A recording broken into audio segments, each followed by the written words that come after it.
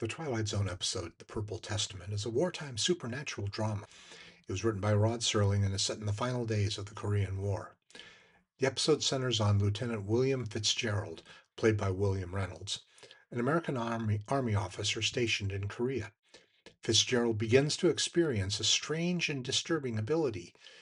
He can somehow tell which men are about to die. At first, the phenomenon is subtle. When Fitzgerald looks at a certain soldier, he notices an eerie glow in their faces and eyes. Soon afterwards, those men are killed in combat. The lieutenant is horrified by these apparent premonitions and tries to convince himself that the deaths are more than just mere coincidence. As the pattern continues, Fitzgerald becomes increasingly troubled. He confides in his friend, Captain Riker, played by Milton Seltzer, who worries that Fitzgerald is suffering from combat fatigue or nervous breakdown. Yet Fitzgerald's predictions continue to prove accurate. One day, Fitzgerald sees a telltale glow around another soldier, Private Hannock. Desperate to save him, he arranges for the man to be kept away from danger. Despite these efforts, Hannock is later killed when a stray shell strikes unexpectedly.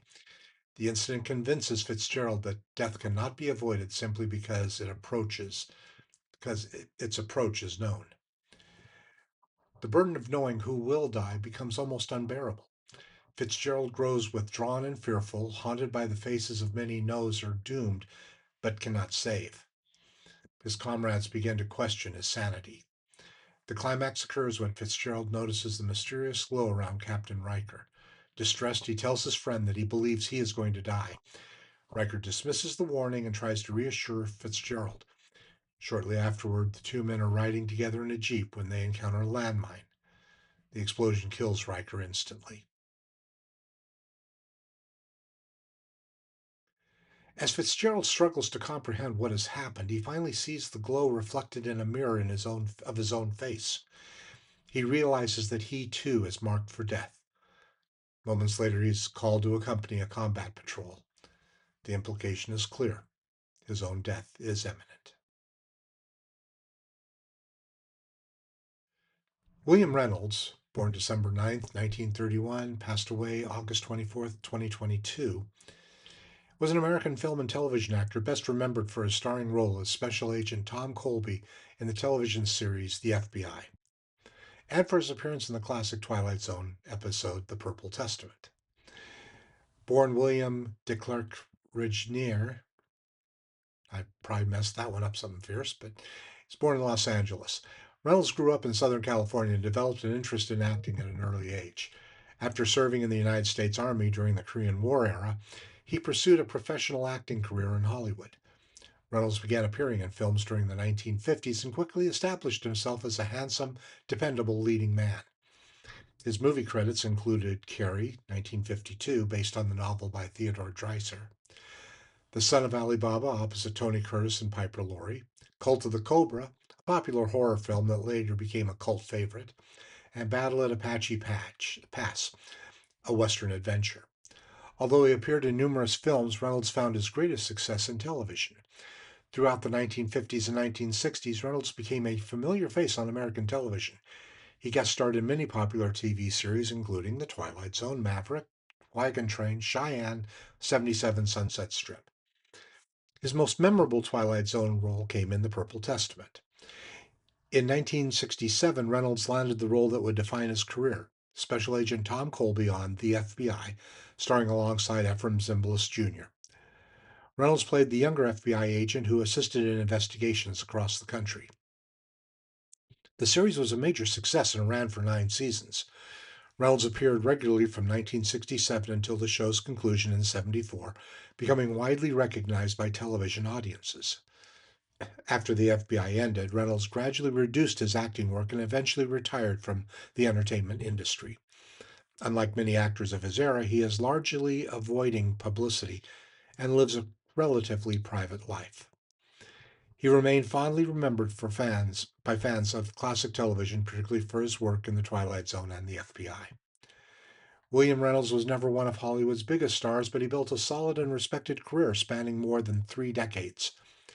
His natural acting style, clean cut screen presence, and relative reliability made him a popular choice for leading and supporting roles during the golden age of television.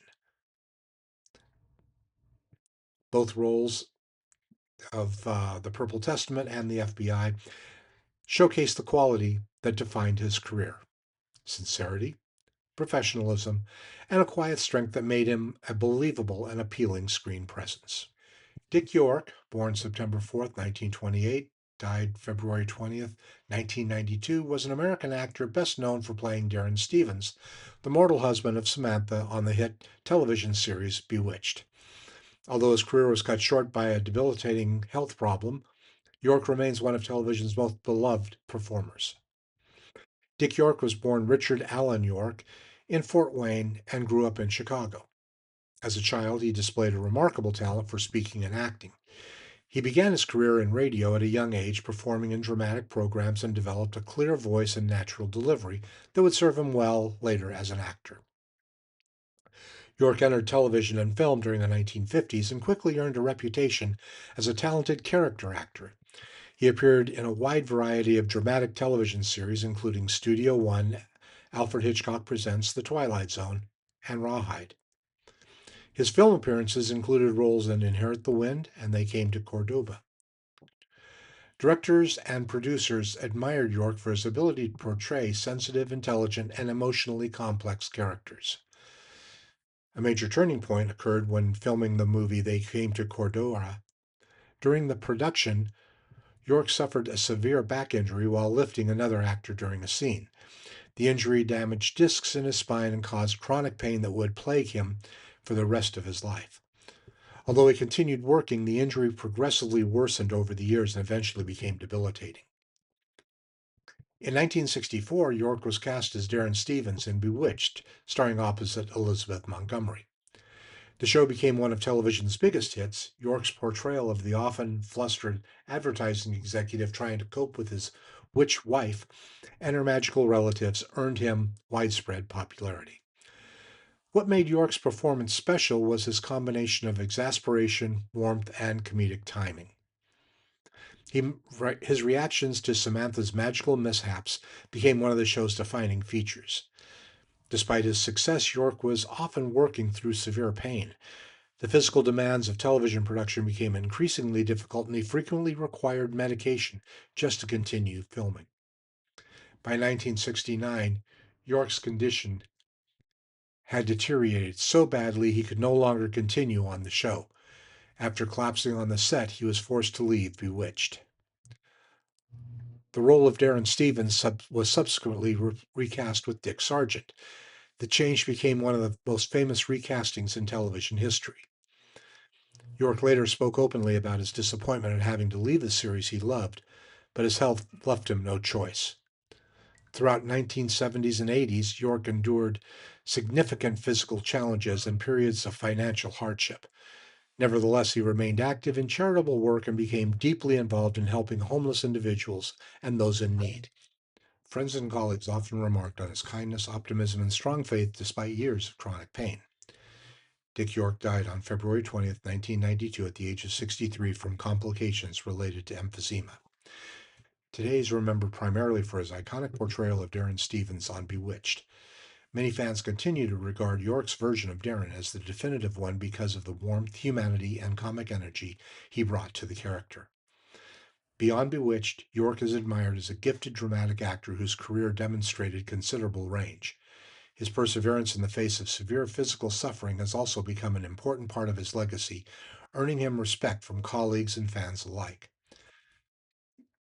For many viewers, Dick York remains one of the most memorable television actors of the 1960s, a performer whose charm and talent continue to endure decades after his passing.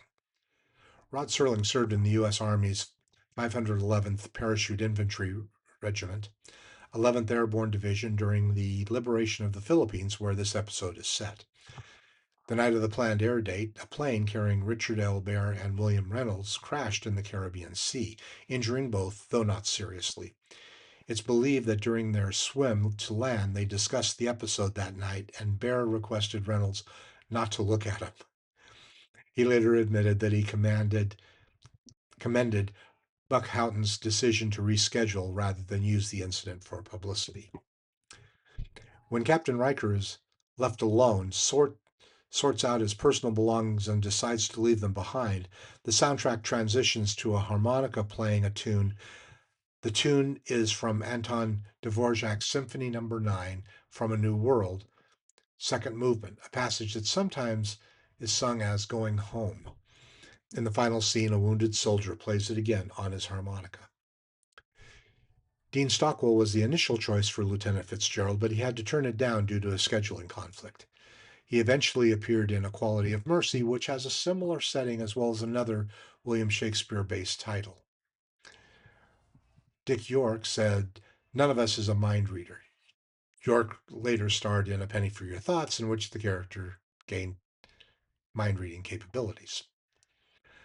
The main floor of the hospital uses the same set for the entryway as the actress's house in this 16mm shrine. Rod Serling's narration says that at the end of the title phrase, "The Purple Testament," comes from William Shakespeare's play Richard III. It's actually Richard II, Act 3, Scene 3. Captain Riker and Lieutenant Fitzgerald are wearing their insignia. Officers serving the Pacific Front made a point not to wear this because it identified them as high priority targets for Japanese soldiers.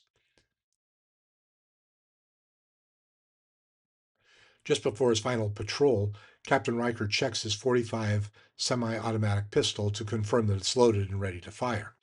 He does so by removing the magazine and looking into the magazine well. That would have told him nothing, as there would be nothing to see in the magazine well.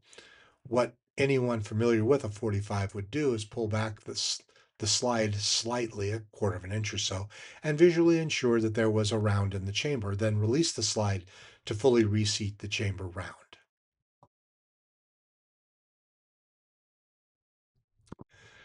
The Purple Testament explores several recurring Twilight Zone themes: the inevitability of death, the psychological toll of war, the burden of forbidden knowledge, fate versus free will. Unlike many Twilight Zone episodes that end with a shocking twist, The Purple Testament is a somber meditation on morality. The episode suggests that knowing the future offers no power to change it and may only increase human suffering. The title comes from the phrase in William Shakespeare's Richard II, where "a purple testament of bleeding war" refers to the bloody record left behind by the conflict. The title underscores the episode's focus on war, sacrifice, and certainty of death. The themes of the Purple Testament are deeper and more tragic than those found in many episodes of The Twilight Zone. Rather than relying on a surprise ending, this episode uses its supernatural premise to examine the emotional and philosophical consequences of war, fate, and mortality. The episode's central theme is that death is unavoidable. Lieutenant Fitzgerald's strange gift allows him to see who is going to die, but does not give him the power to prevent those deaths. This is demonstrated most clearly with Private Hannock. Fitzgerald desperately tries to keep the soldier out of danger, believing it can alter the circumstances. He can alter the outcome. Yet Hannock dies anyway in a completely unexpected manner. The episode suggests that death arrives when it is meant to arrive, regardless of human effort to postpone it. The tragedy is that Fitzgerald's knowledge serves no practical purpose. He becomes a witness to fate rather than a master of it. Many Twilight Zone stories ask whether the human being really wants to know the future. The Purple Testament answers with a resounding no. At first, Fitzgerald might seem fortunate. He possesses the information no one else has. But that knowledge quickly becomes a curse. Every time he sees the mysterious glow on a soldier's face, he's forced to carry a terrible secret. He must watch men laugh, talk about home, and make plans for the future while knowing they'll soon be dead. The episode suggests that ignorance can sometimes be a blessing. Most people are able to live their lives because they do not know when death will occur. Fitzgerald loses that protection and becomes emotionally isolated from everyone around him. The Korean War is essential to the story. In civilian life, death often seems distant. In combat, however, death is an everyday companion. Soldiers constantly face uncertainty, and the difference between survival and death can be a matter of seconds. Fitzgerald's supernatural ability makes visible what every soldier already understands subconsciously, that death is always nearby. Rod Serling himself, a veteran of World War II, frequently wrote about the psychological effects of war. Unlike many television dramas of the era, The Purple Testament focuses less on heroics and more on the emotional strain placed on ordinary men. The episode portrays soldiers not as larger than life heroes, but as vulnerable human beings trying to cope with life. One of the episode's most intriguing questions is whether fate can ever be changed. Fitzgerald believes that he knows who will die. He should be able to intervene. Each attempt fails. The deaths occur despite his efforts. The story never explicitly states whether fate is predetermined, but it's strongly implied that certain events cannot be altered. This creates a painful paradox. Fitzgerald has knowledge. Knowledge normally leads to action. Action normally leads to outcomes. Yet in this case, action changes nothing. The result is a feeling of helplessness that becomes one of the episode's most powerful elements. Fitzgerald's suffering resembles what is now known as survivor's guilt. He watches men die while he remains alive. Although he's not responsible for the deaths, he feels a burden to save them. Every failure deepens his sense of guilt and despair. His emotional state deteriorates because he begins to feel responsible for events completely outside of his control.